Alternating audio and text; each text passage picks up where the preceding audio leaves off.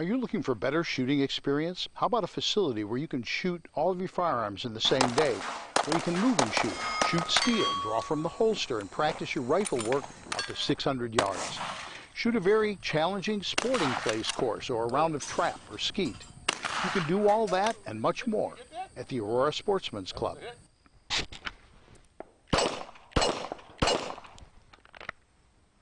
Hi, I'm David Lombardo, president of the Aurora Sportsman's Club. If you love the outdoors, you'll want to know all about Northern Illinois' largest outdoor shooting facility, the Aurora Sportsman's Club. If you're a novice looking for a basic course, an experienced shooter looking for an advanced course, or perhaps you want to participate in your favorite shooting event, or just spend an enjoyable day with a family, the Aurora Sportsman's Club is the only shooting facility in the region that offers all that and more. Interested? Then you won't want to miss the next orientation and tour of the Aurora Sportsman's Club. Call, email, or visit our website today to find out how you can become part of a better shooting experience at the Aurora Sportsman's Club in Waterman, Illinois.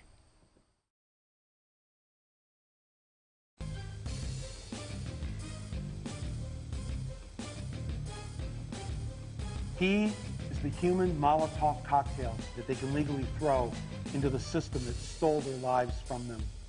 So we're going to create a new government that serves you, your family, and your country.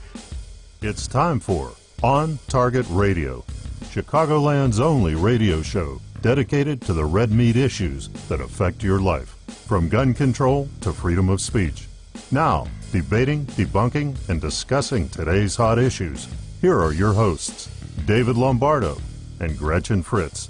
Welcome to On Target Radio. Tonight, David's rant of the week is Bump Stocks Are Just Another Cut, with David and Gretchen talking about banning bump stocks and the continuing erosion of the Second Amendment. In our third segment, David is going to recap SHOT Show 2018 from his perspective as SHOT Show TV's news anchor.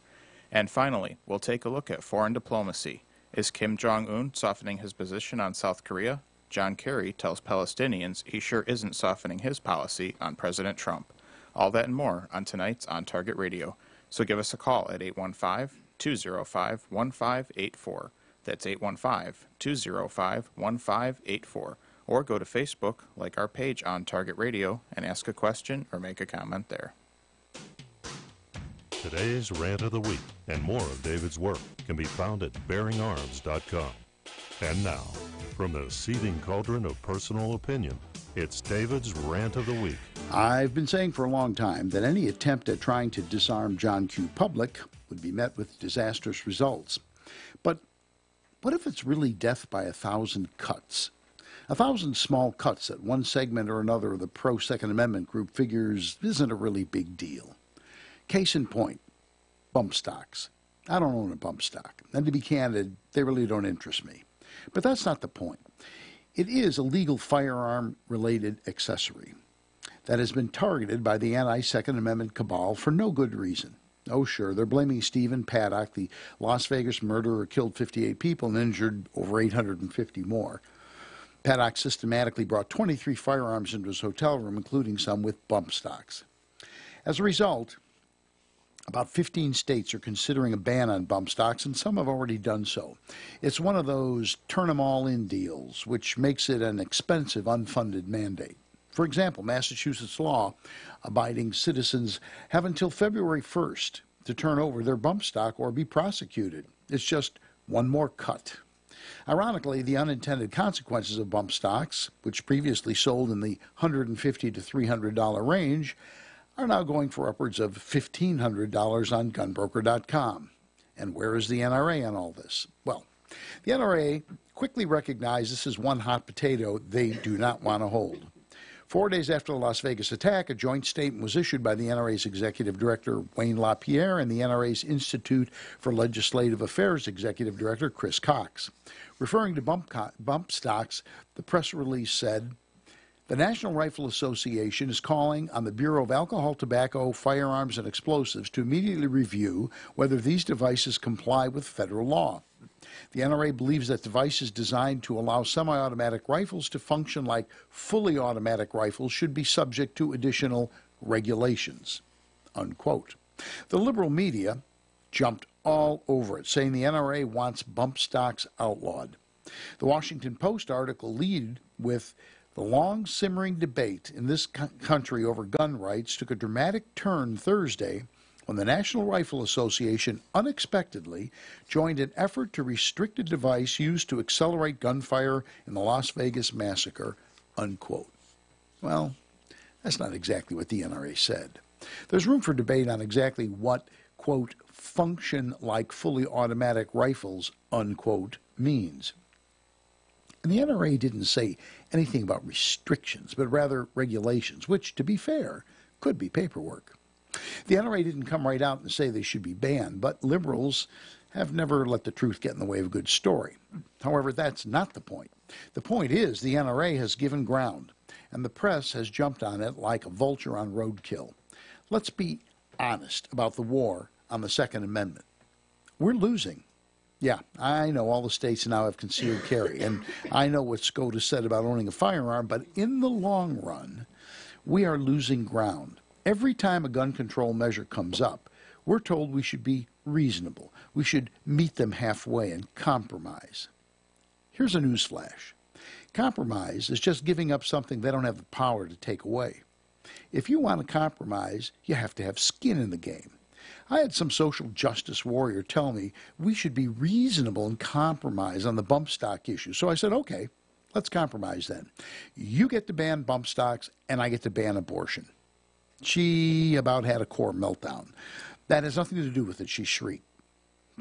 Turns out the left doesn't really like the idea of compromise. When I was a kid, you could put a gun in your carry-on baggage and board a plane. Not that I ever did. But you see how far things have gotten since then. The anti-Second Amendment cabal is like the ocean pounding a beach. You can get a feeling of reassurance by building as many sandcastles as you want, but the ocean just keeps destroying what you do. Worse, they'll use any trick in the book, any deceit, any excuse, any opportunity they can turn into an anti-gun media event. The anti-Second Amendment cabal lives on tragedy, and thanks to their bankrupt social engineering for the past 50 years, there is plenty of tragedy to go around. So here's the hard, cold truth of the matter. When your state said you could carry a concealed firearm, you thanked them. When SCOTUS said we have a right to own a firearm for personal protection, we cheered because the question was finally resolved. You're thanking the government for giving you something you're entitled to under the Constitution. The very act of the government giving you something solidifies its standing as holder of your individual constitutionally protected rights. That's not the purpose of the Constitution. The purpose is to limit the control of government, not make government the arbiter of what John Q. may or may not do. Yet remarkably, over the years, we've come to accept the government's control over our Second Amendment right, one cut at a time. I've been saying for a long time that any attempt to try to disarm John Q. Public would be met with disastrous results, but I'm not so sure anymore. And that, Gretchen, is my rant for the week. I got nothing. Apparently neither do the Republicans in Congress. I don't know. I said that to somebody at the SHOT Show. I said, we're losing the war. And I go, oh, no, we got every state has concealed carry now. We got this thing. Literally, when I was a kid, I bought a gun. My parents, of course, long shed this earthly coil, so I'm safe. Otherwise, they'd probably get crap knocked out of me. At roughly age, I'm going to say 13 or 14, probably, somewhere right in there, I bought a .22 revolver by answering an ad in a magazine. Mm-hmm. And they just mailed it to me in a box, in a brown cardboard box. Mm-hmm. My parents never knew it. I owned a gun. Mm-hmm. I told you the famous story about shooting it in the basement, didn't I? Not sure. Oh, yeah. Well, we have this beautiful finished knotty pine basement with a fireplace and a bar. Yeah. And I had never held a gun in my life. And so I had this .22 short. It was .22 shorts. And I waited till no one was home, obviously, because I knew it was going to make noise. I never heard a gun. Didn't, Mm-hmm. And so I got a piece of paper and I put an X on it for target. And then I thought, I put it on a cardboard box. And I thought, it might go through that. So I decided I better have some kind of backing. So I got a newspaper. And I put a piece of newspaper in there.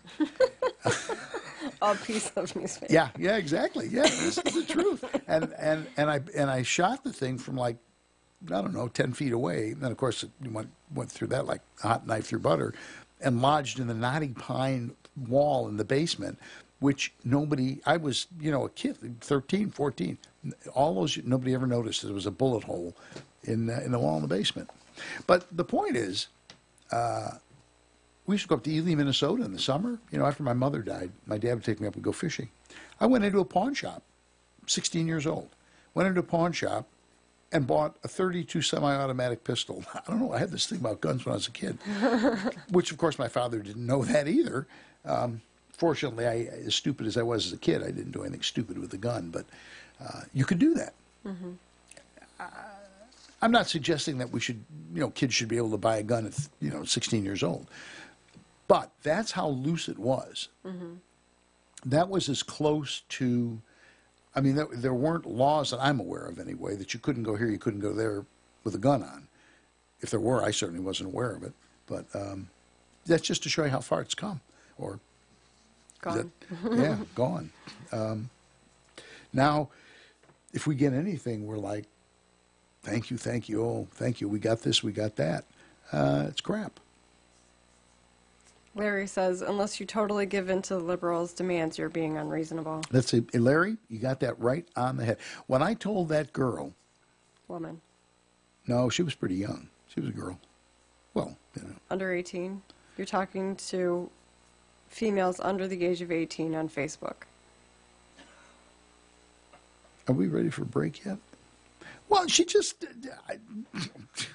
I'm going to go with woman. And you probably should too, for legal reasons. There was nothing obscene. She asked me I have a shooting school. She asked me a question. I'm just saying that she's probably over 18. Absolutely. I think she was over 78. Okay, good. Yeah. Really, don't we have a break to go to or something? We're getting there. What are the flashing lights in the driveway? She asked me a question because she was doing some kind of a paper. And it was Safer USA. So she sent me whatever, and I responded. Well, that led to, why are you against this? And I said, it's not illegal. I said, well, why do we have cars that do 150 miles an hour? You can't drive them anywhere other than track. Mm-hmm. Well, that's different. No, it's not different. Yeah. I don't know how old she was. I didn't ask how old she was. Famous last words. Walk right in there. Listen, when we come back, we're going to talk more about this stuff, but not about her, okay? Okay. When we come back, we'll have more on Target Radio.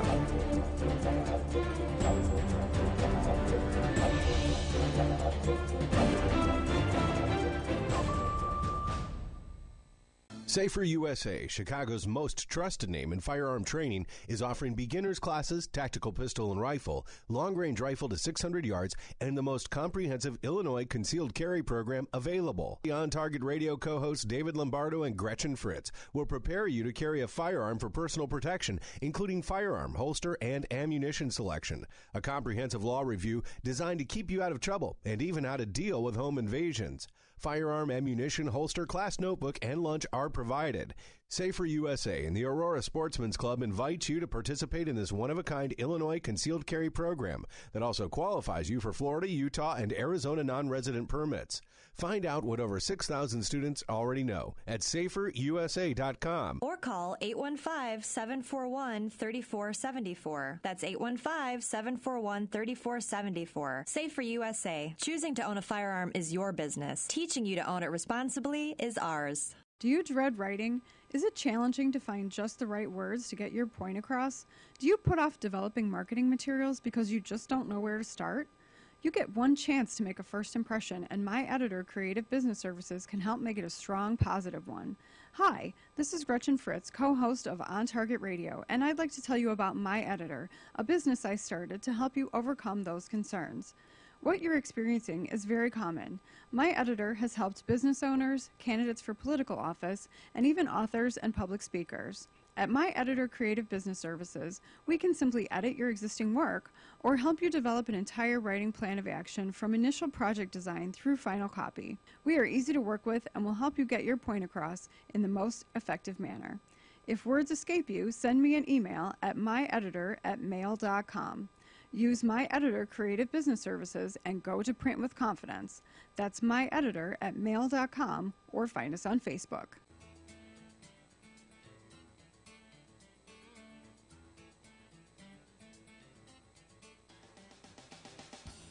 You're listening to On Target Radio with David Lombardo and Gretchen Fritz. Here's David and Gretchen with more interesting conversation on gun control, concealed carry, freedom of speech, and other red meat issues that affect your life.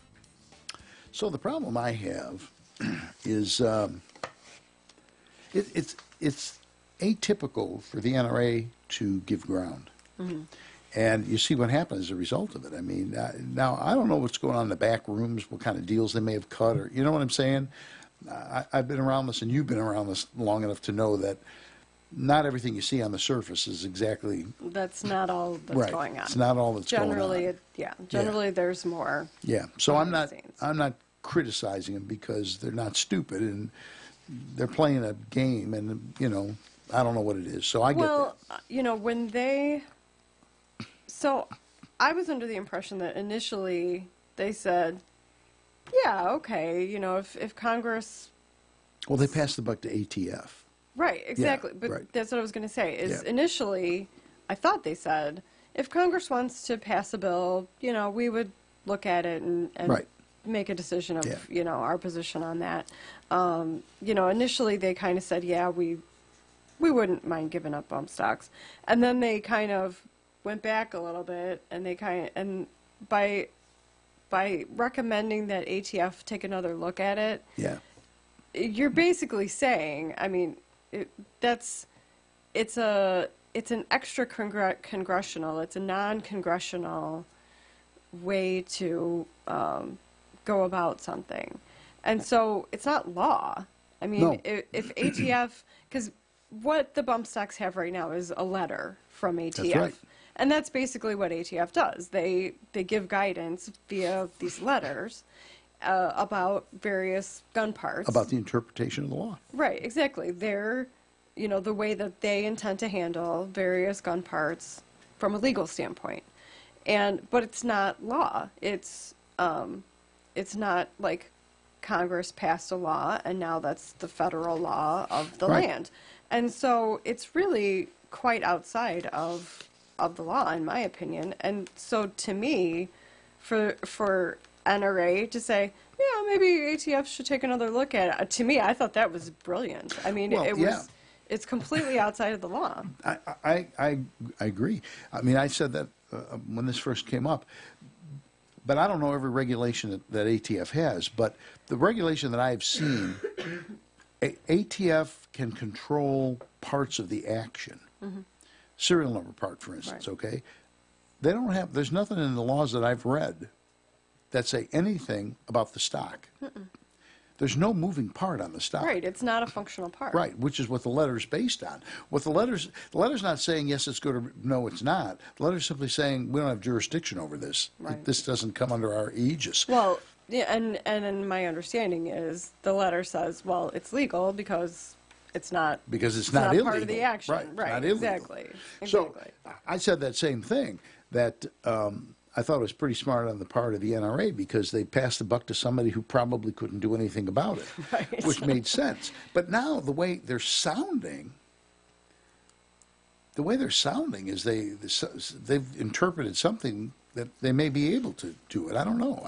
It's hard to say. ATF? Well, it's but they haven't come out with a new. No, they haven't come out with anything yet. So it would be, I think it has to be congressional. Now, the interesting thing about that is when I said this, when this first happened October 5th, I said this is a brilliant thing. It's like, you know, they lobbed the ball into ATF, knowing full well ATF couldn't do anything about it. And then when it gets around back to Congress, it's a Republican Congress, and they won't do anything about it. Well, I'm not so sure anymore. Right. Because we got a whole outhouse full of rhinos in there that are, they basically gave them the budget they wanted. They gave the Democrats the budget they wanted, except for Obamacare. Oh, really? Yeah. They just, oh, well, okay. We'll keep the government open. I'll sign what you want. You know, I'm like, no, that's... If there happen to be any electricians listening to the show, give us a call at 815-205-1584, Get your toolkit. We'd like some advice about what's going on here. And by the way, if you see a shower of sparks, it's not pyrotechnics. We're on fire. So, yeah, but the thing that bothers me is given any ground, and then you notice how quick they put trigger cranks on it, which had nothing to do with it. This is Massachusetts. This is not ATF. Well, and yeah, so to be clear. I was just going to segue into that. Oh, okay. So, see how quickly they did that.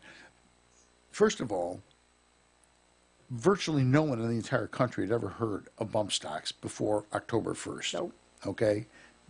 Hell, there are people at our club that have never heard of bump stocks, and we shoot them out there. We would go to political events, and gun people that we know would come up to us and say, "What's a bump stock?" What's a bump stock, right? You know, after the Las Vegas massacre happened, and so yeah, it was not a well-known thing. So, to the best of my knowledge, and I'm sure since no one has said anything to the contrary, it's never been used in a crime anywhere else before, and it hasn't been used since, and certainly not in the state of Massachusetts, who not only has already outlawed bump stocks, but also trigger cranks and anything to that effect. Now, here's the thing that, what is this, Fourth Amendment? Mandated... Search and seizure? No, unfunded mandate. It's an unfunded mandate. Okay. So these things were running anywhere from $150 to $300, right? So you got to turn them in. There's no profit. You're not allowed to sell them. Right. This is personal property you bought legally. The law will not allow you to sell it to anybody. You have to turn it in. They're not going to reimburse you, and then you're going to have to buy a stock for your gun. So you're looking, best case scenario, somewhere around $300. That's an unfunded mandate. It doesn't that come under the Fourth Amendment? Is it Fourth Amendment? No, I don't think so. Comes somewhere. I don't know that the Constitution addresses unfunded mandates, but unfunded mandates typically refer to. We see them a lot at the county level. The state passes a law that we have to do something, but they don't include any appropriation for it. So it's usually a government thing. It doesn't apply to citizens. It doesn't apply to individuals. Because there's all kinds of unfunded mandates. You have to have automobile insurance. They're not going to pay for it. But you don't have to have an automobile. True, but I'm saying if you want to drive an automobile, you have to have insurance, and they're not going to pay for it. Well, we don't call that an unfunded mandate. Wait a minute, though. Here's the thing. You don't buy a car new, and then they impose insurance on you. When you buy the car, you know you have to have insurance. These people bought a legal object, thought that was done, transaction's over, they own it. But what about when they first implemented mandatory insurance? In 1923? No, it was in my lifetime. It was in the 90s, I think. Oh, no, they've always had. Trust me, when I was a kid and I had 447 car accidents in one summer, you had to have insurance. Yeah, oh, you had to have insurance. and it wasn't easy to get after about the fourth accident. I remember my father making a comment after my fourth accident. They only just made it a law within my lifetime. Google it. He's going to goggle it. We'll find out. Fourth Amendment is probably not applicable. What's search and seizure? What That's fourth. That's Fourth Amendment, right? So is this? I mean, I know you're having to turn it in, but the threat is if you don't turn it in, they're coming and getting it, which is search and seizure. They're going to come and take it. Okay. So, I mean, doesn't that fall under... Where's Ronkowski? He's still up in the snow somewhere, snowshoeing with elephants or something. He used to watch us, even when he was in the Great White North. Right, he used to keep us honest. I hated that, but it was okay. Yeah, he's done with us. Yeah, he's tired of us. Probably is. I'm tired of us, too. We don't... I get tired. I look at myself in the mirror, I go, I'm tired. So, but the point is this. You've spent $150 to $300, and the government legally spent it. The government's now saying, you got to get rid of it. Mm-hmm. Where's the money? Right. I want my money back. I got to replace this. We're talking lawsuits. In fact, I wouldn't be surprised. The date is February 1st. Yeah. I'll bet you even as we're speaking, there's some guy in Boston going, I hope so. Some attorney's writing it out. I hope so. And they take him to court on that and get an injunction or something. Yeah. But if they're successful with this, you got case law. Right. That's death by 1,000 cuts. Yeah. You know, and what happened? And see, this is the typical divide and conquer nonsense. You know, well, I don't shoot a bump stock. I started out by saying that I don't have a bump stock, don't want one. But right, and not only that, but as far as divide and conquer, it's very effective because anybody who's a handgun shooter, not affected. Right. Anybody who's a shotgun shooter, not affected. Not affected. So if you're a hunter, not affected. Right. So there's only a few people that will be affected, and so all the other 2A people go, big deal. Exactly. That's one more cut. Yep. See, that's the problem. we have literally got. I remember when we got concealed carry in Illinois. Everybody's going, "Oh, great, that's great. Thanks for getting it. Thanks for what? Why are we thanking the government for giving us our rights back? Exactly. Why are we thanking the government, any level of government, for giving us something that was ours to begin with? It's I don't know, And so here's this guy, Feinblatt, the president of Every Town for Gun Safety, one of what's his name's. Not Soros, the Bloomberg's things, says the gun lobby has for years boosted devices that effectively convert rifles into machine guns and boasted that you can get away with guns that mimic full automatic fire. And then he says, so it's hardly surprised they're calling for review of bump stocks by a friendly regulatory agency rather than legislation from Congress. Is this guy on weed? He thinks that the ATF is friendly to gun owners and the Republican Congress is unfriendly. This he's smoking something. Yeah, he's got that. If I wanted to shoe in, I would have gone to the Congress. Right. Although I'm not so sure anymore. I'm not in the Senate. So I'm looking here. It says generally auto insurance became mandatory in 1927. However, you're done. Turn them off. Said truly mandatory auto insurance became necessary in most states in the 70s. Massachusetts was the first state. But I did see a Chicago Tribune article that said mandatory insurance bill dies again, and that was from 1988. So I think Illinois was a little bit late to get on board on that one. Said 20-something, 23? I remember it happening 27. in my lifetime. How old were you then? Like 2? Maybe. Were you precocious driving a car? Father's going, I can't afford insurance on a 2-year-old. I didn't have to be driving a car. I just had to be aware of current events. I played in a rock band when I was that age. When you were 2? My current events were my sports car and my bass guitar. I didn't even know there were other countries. Are you kidding? There was Italy and there was America. That's it. Great. What can I tell you? This is what we're dealing with, folks. Did you see this guy's... This is the guy who's passing himself off as a journalist. Did you see this guy's letter to the Colorado Springs Independents? Yeah. I have a right not to be shot to death. I loved it. This alone, and we're gonna take a break, but this alone, I have no choice but to respond to so-and-so. He says, supreme rights of guns given by his God that overrides the inalienable rights of people to life and not to be gunned down by hateful Republicans. Ironically, almost every one of these people, if they have political bent at all, have been Democrats. We'll come back with that, more Democratic crap, and a review of SHOT Show as seen from the desk of SHOT Show TV after these messages, with more on Target Radio.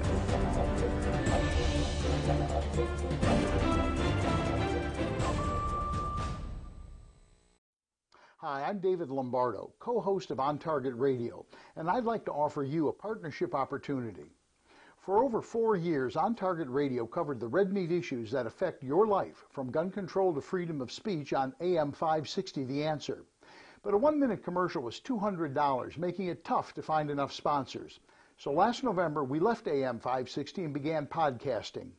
There's a learning curve to podcasting, and we've worked through the kinks and would now like to make you an offer. You can have a 60-second audio or video commercial for as little as $25 a week. We can also offer fellow conservatives their own radio or video podcast for as little as $100 a week with equipment and technical personnel included. You provide the content and host, plus get 6 free minutes of commercial time you can sell yourself. If you'd like to be an On Target Radio sponsor or explore the possibility of having your own show, call me at 815-741-3474, and let's explore the possibilities together.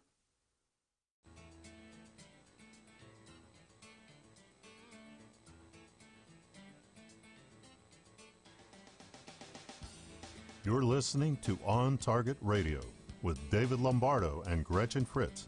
Here's David and Gretchen with more interesting conversation on gun control, concealed carry, freedom of speech, and other red meat issues that affect your life. This segment is brought to you by the Will County Grassroots Division of the Illinois State Rifle Association. Join like-minded friends supporting the right to keep and bear arms in Illinois at 7 p.m. on the third Wednesday of the month at the Silver Dollar Restaurant in Elwood, Illinois. You pulled that one out of your butt, let me tell you. Yeah, just in the nick of time there. He goes, he didn't have the copy in front of him. And I go, you're reading this, you're bringing this in. And he goes, I am. So he digs through and he pulls something out. He goes, I got it. And he's got the show log. I would have read the show log. Hasn't even looked at it. I go, that's not it. He looks down and he goes, ah! I saw my name on it. I thought it was all, you know what? We may not be professional, but at least we're not any good either. So anyway, the point is, SHOT Show. The only way you can open a segment on the SHOT Show is by the demonstration that was held out front. I think this is, there was a, what would you call it, a picket? Would it be picketing, I guess? No? Well, protest. It's a protest. There was a protest demonstration in front of SHOT Show on the 24th. Didn't exactly work out as planned. The guy came from Chicago. He flew to Las Vegas from Chicago to be part of a protest. And he was the only person to show up. I'm serious. The only person to show up. He flew from Chicago to Vegas to protest, and he was it. I wish I had that kind of disposable cash. Just yeah, no kidding. Around. No kidding. Well, he was also panhandling. He goes, can I get a ride home? I'll cut the protest short if you give me money for a return flight. Was he really? He was not. No, he wasn't. I didn't talk to him. I watched him. We were, that whole wall, that you were there, that whole wall faces out where the bus, the cabs go, is all glass. I mean, and he's just walking back and forth with this sign.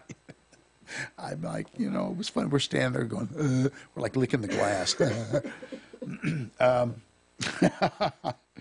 He said, and the funniest part was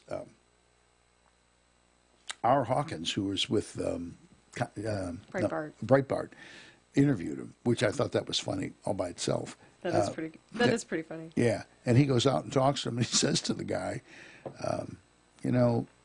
what would you do? What would you have him do? And he goes, name a law. Name a law that you would want him to pass. Well, right, because the guy said he was there because Congress refused to act. Yeah, and R asked him, well, what would you do? What do you want him to pass?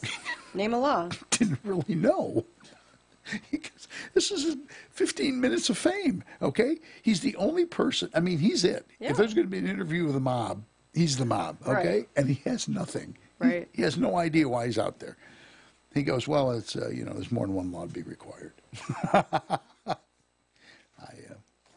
That's the opposition. Just toss out some ideas, just anything. Yeah. Just toss out some ideas. And that's basically what he said. He said, just, where would you start? Well, he wasn't sure.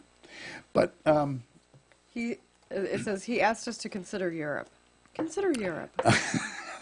I would consider him going to Europe, He'd probably be happier there. He probably would be. That's true. They're really screwed up now. They're having all kinds of problems. Merkel, they should just well, I won't say anything bad. Yeah, I probably shouldn't. She gave her country away. Yeah. That's pretty screwed up. Pretty stupid. Yeah. But yeah, it's just rich. It's just rich. It's slightly funnier than the women's marches, where every sign is different. They have no cohesive message. Like John said, do they want the right to vote? Do they want the right to drive? They want the right to put their head in a vagina. That's the only thing I've been able to figure out from this thing.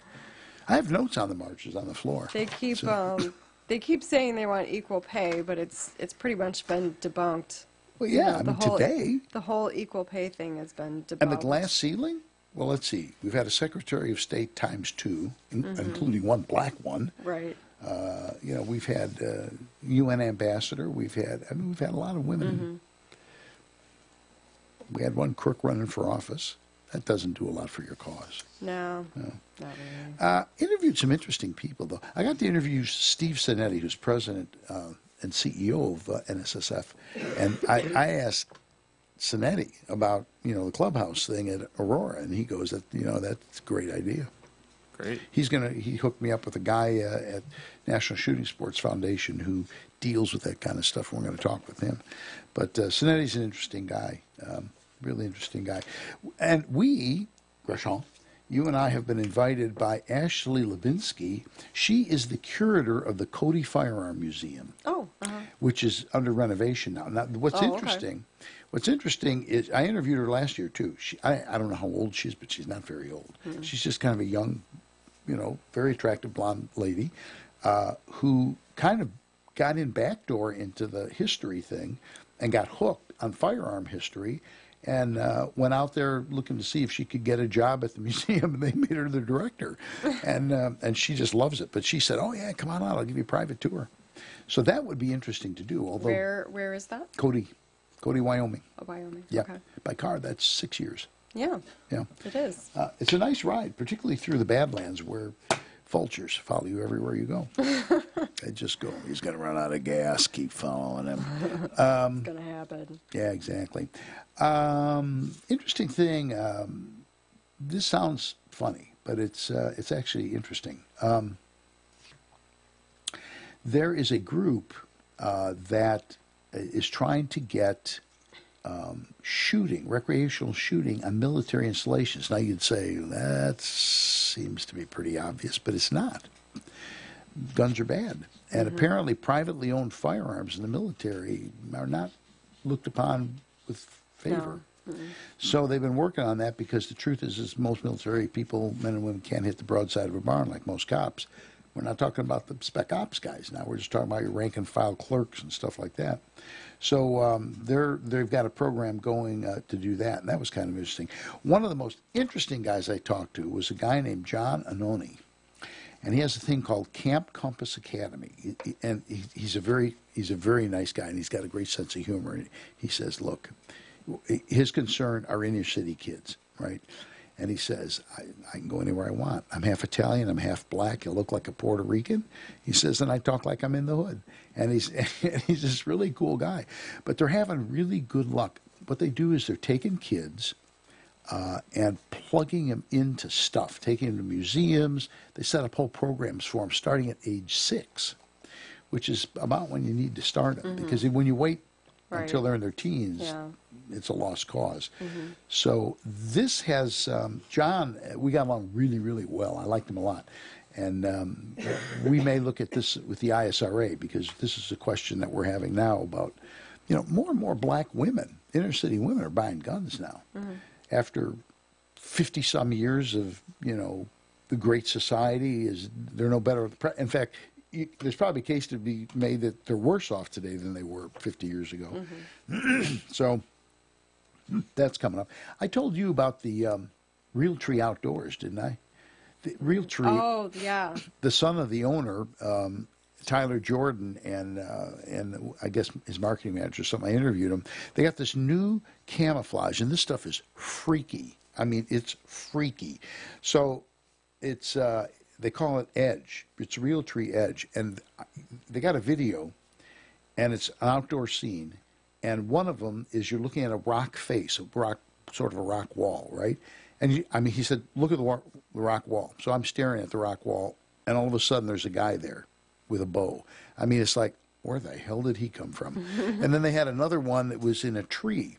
And they're talking about, if you hunt from tree stands or you get up in a tree or something like that, this will make you blend in. Nobody can see you. And you go, okay, where's the guy? And then all of a sudden, you see him. I mean, the stuff is freaky stuff. So you got that. Jeff Hazlett, I think I mentioned this to you. This guy has a thing called Get Outdoors TV for $6,000 a year. Oh, yeah. You can put your own, as much as you want, put your own show up. They've got over 1 million viewers now. We can do video, you can do radio, whatever you want. They got a marketing package, they got the whole bit, and they have over 1 million participants. I still don't know the viewers. They have 1 million viewers. Well, and some of them some is like radio. You can go either way. Oh, okay. Yeah. But I'm saying, like, it's not show. They don't have 1 million shows. No, they don't have 1 million shows. They have 1 million viewers. They have one, us. No, they got a number of shows though. They're apparently doing real well. He's out of New York. That's somebody we need $500 a month. Okay. How many listeners are on right now? If we get a 500 from each, we'll have it. That would work. Oh, you know who I met? Tim Schmidt of USC. Yeah, I've met him before, and he's actually a really nice guy. I mean, we met? Didn't you meet him at the outdoor show? No, once? I've never actually met him. Oh. I know who he is, but I've never actually met him. He smiles all the time. Of course, he's making money hand over fist. Well, yeah. Yeah. But he's got. Well, he's a family man. I mean, he's. No, he's a nice guy. That's probably just who he is. You can when you talk to him, he's just a nice guy. He really is. He's real friendly. He's real enthusiastic. But he's got an interesting program. They've got a new program. You may want to consider this with their insurance thing. Mm-hmm. If you sell it, you get 50% of it. Oh wow. Oh yeah. So ISRA's got a deal with them. Okay, and I told them this. I said, we're talking about. We're getting checks for multiple thousands of dollars out of this. Mm-hmm. I'm thinking, got to see Schmidt when I get to SHOT Show, and lo and behold, I end up interviewing him. And he goes, yeah, you need to sign up. It's a good deal. You sell it, you get 50% of your commission's 50%. That's pretty good. How's that work, though? Because you have to buy a membership before you can buy the insurance. You can't just buy the insurance. I don't know. Call Tim. Or maybe they changed that. Maybe you can just buy the insurance. When I bought it, I thought I just paid for insurance. How much was it? I was $3-something for the year. I bought the higher package. Now they've just added the higher package. They have so many people buying the higher package. They decided there was a demand, and they just added an elite status. Yeah, I have to be elite. Which I didn't ask how much the elite status is, but it covers like $1.5 million worth of whatever, something or other. And I talked to a whole bunch of, I interviewed Officer Brandy Pierce. She's a cop. She got shot. She's the 2,000th person to be saved by Safariland Body Armor. Oh. And they had her on. This is just to show, just to show you before we run out of time here. She chases this guy down. He's on a bicycle. He boosted somebody or other, and she gets him on the ground, and everything's under control, and he just pulls a gun out of nowhere and shoots her in the chest. Change in an instant. Yeah, exactly. Change in an instant. If she hadn't had body armor, she'd be dead. Okay, all that and more when we come back with more on Target Radio.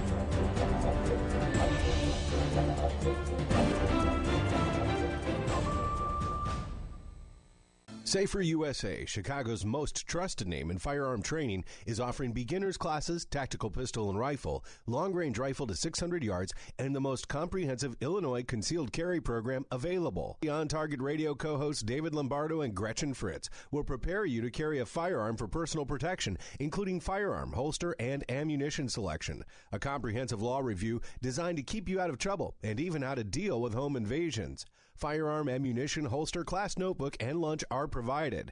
Safer USA and the Aurora Sportsman's Club invite you to participate in this one-of-a-kind Illinois concealed carry program that also qualifies you for Florida, Utah, and Arizona non-resident permits. Find out what over 6,000 students already know at saferusa.com. Or call 815-741-3474. That's 815-741-3474. Safer USA. Choosing to own a firearm is your business. Teaching you to own it responsibly is ours. In need of a ride to O'Hare or Midway Airport? Well, look no further. The Yellow Checker Cab Company is the cab company for you. With the Yellow Checker Cab Company, you will always be greeted by a friendly face and arrive safely and on time for your flight. Start your trip off right by taking advantage of one of their limos, shuttle vans, cabs, or courtesy cars. And airport trips are not all they specialize in. This 24-hour cab service will pick you up anytime, any day, for any occasion. From bachelorette parties to school dances to just a night out with with friends. Yellow Checker Cab Company has the best rates in town. So sit back, relax, and leave the driving to the professionals. Once you experience their fast and affordable cab service, you'll be a customer for life. When it comes to cab companies, be sure to choose Yellow Checker Cab because you have the right to expect certain things from your cab company. For further information or to book your trip today, call 815-744-2900. That's 815-744-2900.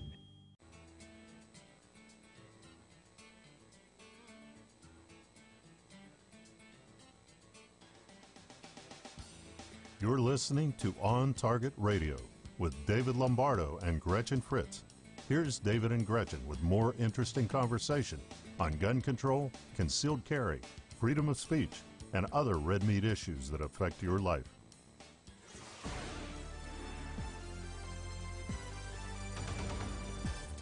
Stand by. Here's Gretchen with your action items for the week. The following Safer USA classes are at our facility in Waterman, Saturday and Sunday, February 3rd and 4th. Illinois Concealed Carry 1. This 16-hour class will be taught by David and Gretchen and meets the training requirements for Illinois Concealed Carry, as well as Florida and Arizona. Sunday, February 11th, NRA Range Safety Officer, taught by David. Saturday and Sunday, February 17th and 18th, NRA Pistol Instructor, taught by David. To sign up for classes, go to saferusa.com and click on Register. We got something else to cover this segment, but I just want to add one or two things. I got to interview Kim Rohde again, who, I like Kim Rohde. She's one of two people in the world that have won 6 consecutive Olympic medals, and the only American. But I interviewed a guy named Todd Orr, and it's worth just noting, he's the guy I was telling you about. He was scouting for elk, okay, because he was going to come back and hunt elk in the fall, or whenever the season is, I don't remember. But he was scouting, and he came across a grizzly bear, came over the top of the hill with 2 cubs, and attacked him, unprovoked, came after him, pinned him on the ground, bit him in a couple of places pretty badly, and then she backed off. He rolled up and just kept real quiet, and she backed off and went back up over the top of the hill. And so he gets himself up, and he's going to go down the mountain and try and get medical help. And as he's going down the mountain, she comes around. She's waiting for him lower down the trail and attacks him again, breaks his arm, bites into his neck. See, I've always heard that if you don't mess with the cubs, they don't want to mess with you. She just unprovoked attacked him twice. She stalked him, literally stalked him. It's very strange. That's kind of freaky. Yeah, there's something not right with that bear. Yeah. If I'd had like a 454 Casull, we'd have solved that problem right on the spot. We're going to talk about foreign policy, which is interesting under Trump. You got to admit. It's a whole new world. It's a whole new world. What is he called? Rocket Man? Yeah. He calls Kim Jong-un Rocket Man, yeah. So apparently, it's hard to say that it was him, although you have to give credit where credit is due. Trump has not for a second given this guy a break. Not for a second. He's pushed on him every day. Deployed the fleet, deployed aircraft. I mean, this guy's got to be sitting in his living room going, maybe I should think this through. So now, apparently, he's saying, well, North should... He's saying, you should... Because they have the Olympics coming, right? Right. Well, you should be able to travel freely. And given the rhetoric that he's always had toward the South and the United States, it makes me kind of worry a little bit about what's really going on. Right. But it could be that he doesn't want to get his entire country blown off the face of the earth, too. Yeah, it's very strange. It says North Korea sent a rare announcement addressed to all Koreans at home and abroad on Thursday. Those would be the ones that escaped. Right. It says all Koreans should promote contact travel cooperation between North and South Korea, while adding Pyongyang will smash all challenges against reunification of the Korean peninsula. I've heard he's opened up the highways completely. Well, the northbound ones, not the southbound ones. I'm like, really? All of a sudden, the DMZ is just gone. Exactly. It's hard to know what this nutball is actually thinking. We ought to call Rodman and ask him. Yeah. Exactly. Have you talked to Kim lately? Yeah. What's he saying? That would be funny. I don't know, but he certainly cannot be so insane as to not believe that Trump wouldn't push the button.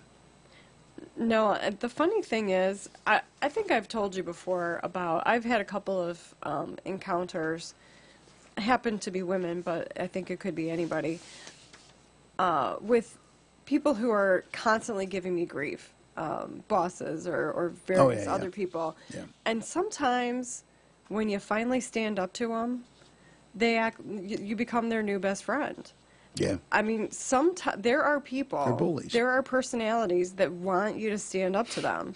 And it almost seems like Kim Jong-un is one of those type of personalities. He finally found somebody who had a set and would stand up to him. Yeah. And he's kind of liking it, I think. I mean, don't you think so? Maybe. His uncle certainly didn't. No. No, offed him. He's good at killing people. Yeah. But most dictators are. I don't know. It's hard to. It's hard to know if the guy is truly sociopathic. I mean, he certainly seems like he is. Yeah, I don't know. I mean, it's hard for us to get enough information to be able to form an opinion of what's actually going on with him. I mean, outside of the bad haircuts. I mean. And suit.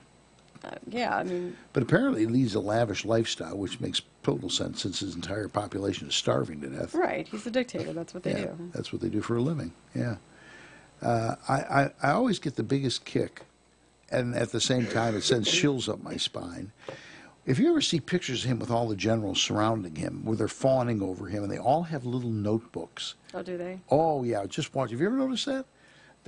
I haven't noticed that. Yeah, they have the little notebook in their hand. So apparently everything he says they write down, because it's so important, it's so pithy. This guy's not, even Hitler was a private. This guy's never been in the military. Right. What the hell does he know? And he's futzing around with nuclear weapons. Those guys got to go home at night and go, this guy's got to die somehow, okay? Car accident, something or other. He's got, he's got to go. Got to go. I don't know. It's... I don't know. I think they're just really happy to have those giant hats. Those are the most ridiculous-looking things I've ever seen. They are so funny. A 2-story hat. Those hats are just. I mean, it's like it started out as like a regular Air Service Force cap. type hat, and they're just like they've just grown more, and they're like Pillsbury Doughboy. They're like clown hats now. I mean, they're so funny.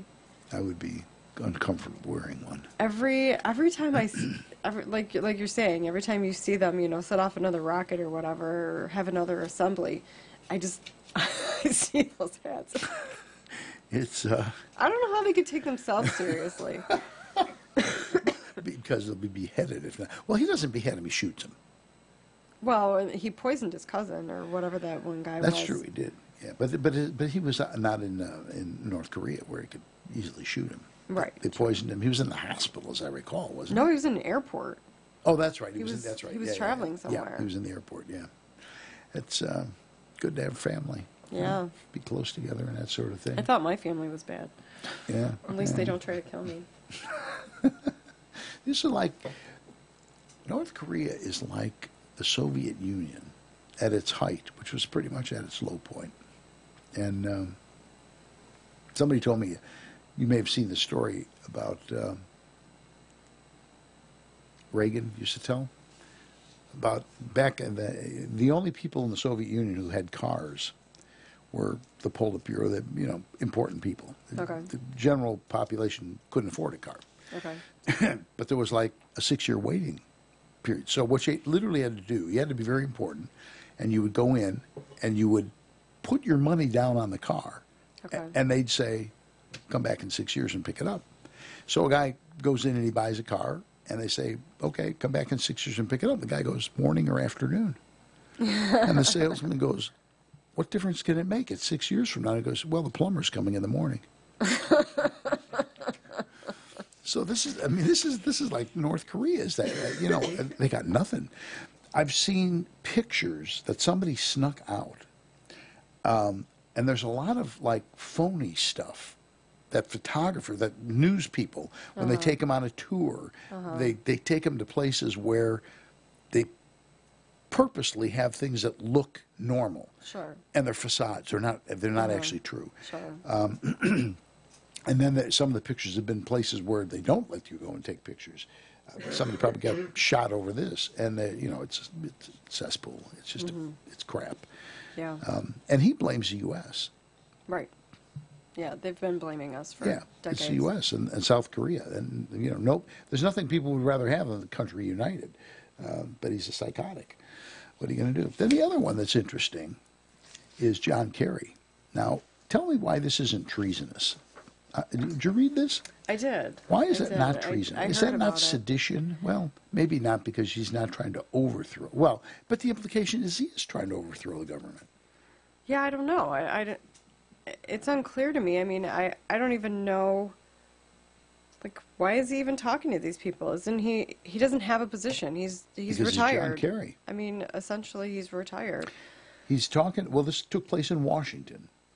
The Palestinian leader was in the U.S. Okay, but still, why are they getting together? I mean, exactly. He's not the Secretary of State anymore. He's Right. not a senator anymore. So, I don't understand. But they did. If somebody's doing a state visit, why are they talking to John Kerry? Yeah, exactly. Even if he was Secretary of State, why are they talking to John Kerry? But the point is, he says to it wasn't the leader though of Hamas, was it, of the Palestinian PLA? It's let's see, what is it? He's the his name is Hussein Aga, and no, this says it was in London, not Washington. Oh, I'm sorry, you're right. It was and London. he is. I knew it was a socialist place. He's I a couldn't close remember which. associate of the Palestinian Authority, Mahmoud Abbas. So what does he say? He told him, allegedly told him, to hold on and be strong during talks with the Trump administration and play for time, not to yield to President Trump's demands. It says, suggesting he could be out in a year. Yeah. These people are roaches.